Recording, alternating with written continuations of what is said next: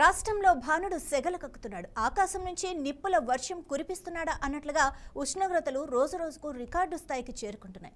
కోణిజర్ల మండల కేంద్రంలో ఉపాధి కూలీ పనికి వెళ్లి వడదెబ్బతో పాముల శ్రీను అనే వ్యక్తి మృతి చెందాడు. ఉత్తర తెలంగాణలో ఎండల తీవ్రతతో ప్రజలు అల్లాడిపోతున్నారు. ఒక్కరోజే 23 మంది చనిపోయారు. ఉదయమే మొదలవుతున్న ఎండ తీవ్రత మధ్యాహ్నానికి ప్రచండ రూపం దాల్చుతోంది. దీనికి తోడు విపరీతమైన ఉక్కపోత తోడవటంతో జనం ఉక్కిరిబిక్కిరవుతున్నారు. రోడ్లన్నీ జనసంచారం లేక కర్ఫ్యూను తలపిస్తున్నాయి. రానున్న 4 రోజుల పాటు ఎండల తీవ్రత ఇలాగే కొనసాగుతుందని వాతావరణ శాఖ హెచ్చరించింది. రూపంతో తెలంగాణ రాష్ట్ర వ్యాప్తం మొత్తం బగబగా మండిపోతుంది. ఎక్కడ చూసినా కూడా నిప్పుల పొలిమిలాగా ఏర్పడుతుంది. గత కొద్ది రోజులను చూస్తే 41, 42 డిగ్రీలు ఉన్న ఎండ ఉష్ణోగ్రతలు ఇప్పుడు ప్రస్తుతాన్ని చూస్తే ఈ రోజు 44 నుంచి 45 డిగ్రీలు వరంగల్ నగరంలో ఏర్పడుతుంది. ఇదే కాకుండా చూస్తే మొత్తం తెలంగాణ రాష్ట్ర వ్యాప్తంగా కూడా ఎండ ఉక్కిరి బిక్కిరి చేస్తుందని చెప్పేసి ఉష్ణోగ్రతలు చెప్తున్నాయి. నేడు ఖమ్మం, వరంగల్, నల్గొండ జిల్లాలకు రెడ్ అలర్ట్ ప్రకటించడమే కాకుండా వేడిగాలు తీవ్రమైన మరింత పెరిగే అవకాశం ఉందని చెప్పడం జరుగుతుంది. తెలంగాణ రాష్ట్రానికి సంబంధించిన వాతావరణ శాఖ చెప్తుంది. మొత్తం 19 జిల్లాలోని 46 డిగ్రీలకు పైగా ఉష్ణోగ్రత నమోదవుతుందని చెప్తున్నారు. అదే కాకుండా అత్యధికంగా నిర్మల్ జిల్లాలోని 46.5 డిగ్రీల ఉష్ణోగ్రత నమోదైందని చెప్తున్నారు. ఇదే కాకుండా చూస్తే మొత్తం మీద వడదెబ్బతో పాటు ఒకటే రోజు నిన్న ఒకరోజు మొత్తంలో 11 మంది కూడా మృతి చెందడం జరిగింది. అదే కాకుండా చూస్తే మొత్తం ఈ యొక్క గోరిగల్లు నగరమే కాకుండా వరంగల్ తెలంగాణ రాష్ట్ర వ్యాప్తంగా చూసినా కూడా ఎక్కడ కూడా ఉష్ణోగ్రతలు ఎక్కువ శాతం నమోదవడంతో పాటు ప్రజలు చాలా వరకు ఇబ్బందులు ఎదుర్కొనడం జరుగుతుంది.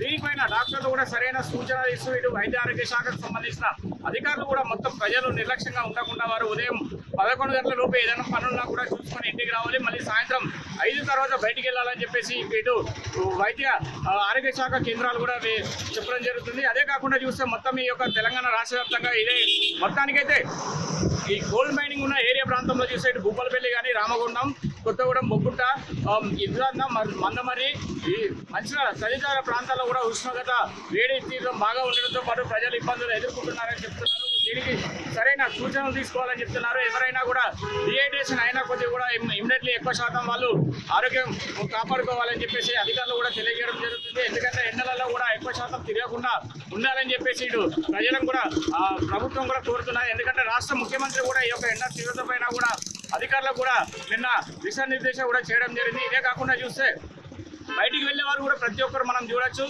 క్యాప్స్ కానీ లేకపోతే స్కర్ట్లు కానీ ఇవి ధరిస్తున్నారు. మొత్తం శీతల పానీయాలు కూడా ఎక్కువ శాతం తీసుకోవాలని చెప్తున్నారు. మొత్తం ఈ రోజు కూడా చూస్తే ఇప్పుడు ప్రజెంట్ మనకు వరంగల్ నగరంలో చూస్తే ఇప్పుడు 44.5 ఎండ కూడా ఉంది. మరి కాసేపట్లో కూడా 45 డిగ్రీలు దాటే అవకాశం కూడా ఉందని చెప్పేసి వాతావరణ శాఖ హెచ్చరికలు కూడా జారీ చేయడం జరిగింది. ఇప్పుడు చూస్తే ఈ రోడ్డు ఖమ్మం రోడ్డు నిరంతరం ఎప్పుడు చూసినా కూడా ఫుల్ బిజీగా ఉండే రోడ్డు. కానీ ఇప్పుడు ప్రజలు అల్పదార్ప ఎవరన్నా పనులకు ఉండే వారు వెళ్ళి వారి ఆఫీస్ నుంచి వెళ్ళి ఇంటికి వెళ్ళేవారు తప్ప వేరే వాళ్ళు ఎవరు కూడా అవపడట్లేదు.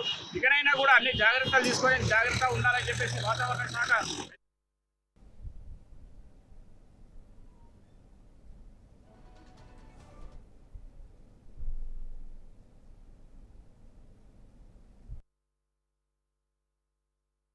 తెలంగాణ రాష్ట్ర వ్యాప్తంగా ఎండలు మండిపోతున్నాయి. ఎన్నడూ లేని విధంగా తెలంగాణ రాష్ట్రంలో ఉష్ణోగ్రతలు రికార్డు స్థాయిలో నమోదవుతున్న పరిస్థితి కనబడుతూ ఉంది. మునుపెన్నడూ లేని విధంగా తెలంగాణ రాష్ట్రం నిప్పుల కొలిమిలా మారుతున్న పరిస్థితి కనబడుతోంది. ఇటు ఉమ్మడి ఖమ్మం జిల్లాలో ఉష్ణోగ్రతలు దాదాపు 46, 47 డిగ్రీల ఉష్ణోగ్రతలు అయితే నమోదవుతున్న పరిస్థితి కనబడుతూ ఉంది. సో మనం ప్రస్తుతం ఖమ్మం నగరంలోని ఎన్టీఆర్ సర్కిల్ వద్ద మనము ఈ సర్కిల్ దాదాపు ఖమ్మం నగరంలో అతిపెద్ద జంక్షన్గా చెప్పబడుతుంది. సో ఇక్కడ దాదాపు సమయం 11:40 కావస్తుంది. సో రోడ్లన్నీ కూడా నిర్మానుషంగా మారిపోయిన పరిస్థితి కనబడుతోంది. ప్రజలు ఉదయం 8 గంటల నుంచే ఇళ్లలోంచి బయటకు రావాలంటేనే భయపడుతున్న పరిస్థితి కనబడుతోంది. దీనికి తోడు వేడి గాలులు కూడా దీనికి ఈశాన్య ప్రాంతం నుంచి కూడా వేడి గాలులు కూడా దీనికి తోడయ్యాయి. సో పొడి గాలులు వీస్తుండడంతో ఆ ప్రజలు ఇళ్ల నుంచి బయటికి రావాలంటేనే జంకుతున్న పరిస్థితి కనబడుతోంది. ఒకవేళ ప్రజలు అత్యవసర పరిస్థితుల్లో ఇంటి నుంచి బయటికి రావాలంటే కనుక ఖచ్చితంగా సేఫ్టీ మెథడ్స్ పాటించాలని చెప్పేసి కూడా ఇటు వైద్యులు సూచిస్తున్న పరిస్థితి కనబడుతోంది.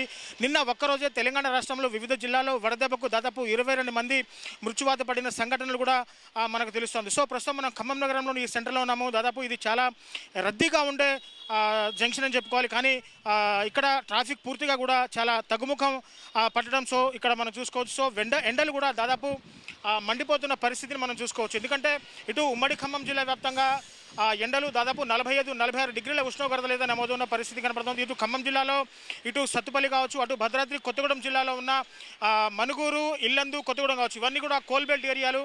సో ఇక్కడ ఉష్ణోగ్రతలు ఈ విధంగా ఉంటాయి. అక్కడ కోల్బెల్ట్ ఏరియాలో ఉష్ణోగ్రతలు ఏ విధంగా ఉన్నాయో ఒకసారిగా మనం అర్థం చేసుకోవచ్చు. దాదాపు భానుడు తన ప్రచండ భగభగలకు ఇటు ప్రజలు ఇళ్లలోంచి బయటికి రావాలంటేనే జరుగుతున్న పరిస్థితి కనబడుతోంది. దీనికి తోడు వేడి గాలులు కూడా వీస్తున్నాయి. సో దాదాపు ఈ ట్రాఫిక్ ఏరియాల్లో విధులు నిర్వహిస్తున్న ట్రాఫిక్ పోలీసులు కూడా చాలా తీవ్ర ఇబ్బందులు అయితే గురవుతున్న పరిస్థితి కనబడుతుంది. సో మొత్తంగా ఈ ఎండ వేడిమికి ప్రధానంగా గ్లోబల్ వార్మింగ్ కారణం అని చెప్పేసి కూడా అంటున్నారంటే మనం అభివృద్ధి పేరుతో ఆ చెట్లను నరికివేయడం వల్ల ఈ ఎండ తీవ్రతలు ఉక్కపోతలు కూడా ఏర్పడుతున్నాయని చెప్పవచ్చు. సో ఎల్నిలో అంటే పసిఫిక్ మహాసముద్రంలో ఏర్పడిన ఎల్నిలో కారణంగా అక్కడ సముద్ర జలాలన్నీ కూడా వేడి అయిన పరిస్థితి కనబడుతుంది. సో దీనికి సంబంధించి కూడా ఈసారి ఉష్ణోగ్రతలు ఎక్కువగా ఉంటాయని చెప్పేసి కూడా ఇప్పటికే ఐఎండీ కూడా క్లియర్ చేసిన పరిస్థితి కనబడుతుంది. ఇదే పరిస్థితిలో దాదాపు 46 నుంచి 47 డిగ్రీల ఉష్ణోగ్రతలు ఇంకా వారం రోజుల పాటు ఇదే విధంగా కొనసాగుతుందని చెప్పేసి కూడా అటు వాతావరణ శాస్త్రవేత్తలు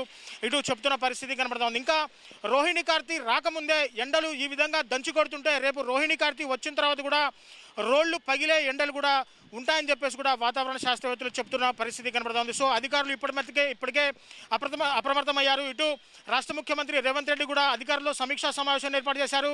ప్రధాన నగరాల్లో, ప్రధాన పట్టణాల్లో కూడా అంతా ఎక్కడికక్కడ మున్సిపల్ కేంద్రాల్లో చలివేంద్రాలు కూడా ఏర్పాటు చేయాలని చెప్పేసి ఇప్పటికే సిఎస్కు ఆదేశాలు జారీ చేసిన పరిస్థితి కనబడుతుంది. ఇప్పటికే చలివేంద్రాలు కూడా ఎక్కడికక్కడ ఏర్పాటు చేశారు. సో ఈ ఎండ తాకిడికి నుంచి ఉపశమనం పొందడానికి ప్రజలంతా కూడా ఇటు కొబ్బరి నీళ్లు, ఆ చల్లటి చెరుకు రసాలు, శీతల పానీయాల వైపు కూడా పరుగులు తీస్తున్న పరిస్థితి కనబడుతుంది. సో అత్యవసర పరిస్థితులే తప్ప ఎండ నుంచి బయటికి రావద్దని చెప్పేసి కూడా ఇటు వైద్యులు సూచిస్తున్నారు. ఖచ్చితంగా ఎండకు బయటికి వస్తే కనుక తల మీద టోపీ, కళ్ళజోడు, ఒక రుమాల్ లాంటిది కట్టుకొని కూడా కంపల్సరీగా రావాలని చెప్పేసి కూడా ఇటు వైద్యులు చెప్తున్న పరిస్థితి కనబడుతుంది. సో మన దగ్గర కొంతమంది ట్రాఫిక్ విధులు నిర్వహిస్తున్న కానిస్టేబుల్స్ మనకు అందుబాటులో ఉన్నారు. ఒక్కసారిగా వారితో మాట్లాడదాం. ఎండ తీవ్రతకు వాళ్ళు ఏ విధంగా, ఈ ఉక్కపోతలకు ఏ విధంగా డ్యూటీ చేస్తున్నారు ఒక్కసారిగా వాళ్ళని అడిగి కనుక్కుందాం.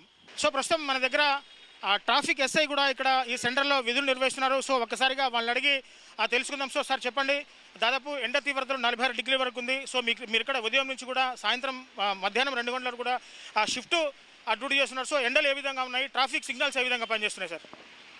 సో ఇప్పుడు ఈ తెలంగాణ స్టేట్లో చూసినట్లయితే 46 డిగ్రీస్ కూడా తాకినటువంటి పరిస్థితి. సో టెంపరేచర్ అనేది చాలా పెరిగింది, ప్రజలకి ఇబ్బంది అవుతుంది. అదేవిధంగా మా ట్రాఫిక్ సిగ్నల్స్ కూడా మేము మానిటర్ చేస్తున్నాము, మా అధికారుల సూచనల మేరకు మానిటర్ చేస్తున్నాము.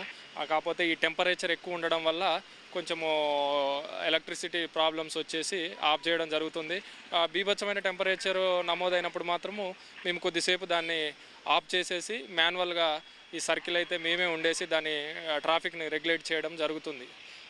అందరికీ కూడా మా నుండి అవసరం ఉంటే తప్ప ఈ 46 డిగ్రీస్ ఉంది కాబట్టి టెంపరేచరు ప్రజలందరూ కూడా అత్యవసరం ఉంటే మాత్రమే బయటికి రావాలని కోరుకుంటున్నాం. అంటే సార్ ఇప్పుడు ఖమ్మం కమిషనరేట్ పరిధిలో కూడా చాలా ఎక్కువ ఉష్ణోగ్రతలు నమోదవుతున్నాయి. సో ఉన్నతాధికారులు మీకు ఎటువంటి అంటే మంచినీరు, మజ్జిగ ప్యాకెట్లు ఉంటాయి, ఎటువంటి శీతల పానీయాలు అందిస్తున్నారు? సో మీరు ఏ విధంగా సమన్వయం చేసుకున్నారు డ్యూటీని?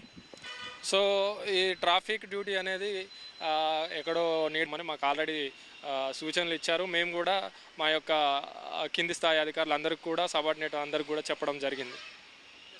చూశారు కదా, పూర్తిగా ఎండల్లో కూడా వాళ్ళు విధులు నిర్వహిస్తున్న పరిస్థితి కనబడుతూ ఉంది. దాదాపు 46-47 డిగ్రీల ఉష్ణోగ్రతలు నమోదవుతున్నా కానీ కూడా ఎటువంటి ఆటంకాలు లేకుండా ఉన్నతాధికారుల ఆదేశాలనుసారం కూడా ఇక్కడ వాళ్ళకి వాటర్, మజ్జిగ ప్యాకెట్లు కూడా సరఫరా చేస్తున్నారు. సో పూర్తిగా ఎండలు దంచి కొడుతున్న కారణంగా ఇళ్లలోంచి ప్రజలు బయటికి రాకుండా ఉండడమే మంచిదని చెప్పేసి కూడా ఇటు వైద్యులు కానీ, వాతావరణ శాస్త్రవేత్తలు కానీ చెప్తున్న పరిస్థితి కనబడుతూ ఉంది. మరో వారం రోజుల పాటు ఇటువంటి ఉష్ణోగ్రతలే నమోదవుతాయి. ఇంకా రాష్ట్రం నిప్పుల కొలిమిలా మారే అవకాశం ఉందని కూడా ఐఎండీ సూచిస్తున్న పరిస్థితులు కనబడుతుంది. కాబట్టి ప్రజలు ఇళ్లలో ఉండి అప్రమత్తంగా ఉండాలి. ఎవరు కూడా వడదెబ్బ తగలకుండా తగు జాగ్రత్తలు తీసుకోవాలని చెప్పేసి కూడా ఇటు వైద్యులు చెప్తున్న పరిస్థితి కనబడుతుంది. సో ఇది ఇక్కడ నుంచి ఎండలపై తాజా సమాచారం. కెమెరా పర్సన్ హరిప్రసాద్తో రిపోర్టర్ దేవేందర్, 9+ న్యూస్ ఖమ్మం నుంచి.